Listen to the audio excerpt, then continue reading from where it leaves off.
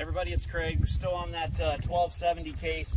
As you can see, guys, very nice tractor. Tin works straight, very good condition. They did put an aftermarket fuel pump on it years back. John had it worked on, so the Bosch injection pump has been changed to a remanufactured one in absolutely good condition. If you follow me up here into the cab, you can see the cab kit has been changed like we told you. It's got nice rubber mats. Cab kit padding's all in really good shape.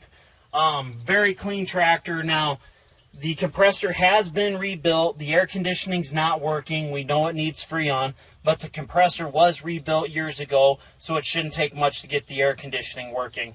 One other thing they've added, honey, if you hand me your phone here. Yeah, take the phone and do the controls and stuff. So, they've added this micro brake here, so all you do is you push your brake down, you flip your brake on it sets the park brake, because as a lot of guys know, the park brake over here was notorious for going out.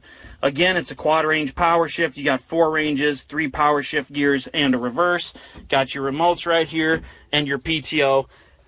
Again, looking around the cab, guys, this thing, very nice condition.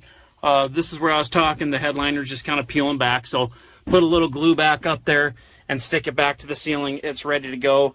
Guys, this is a cheap horsepower tractor. This would be a great one to own if you need a tractor just running an auger.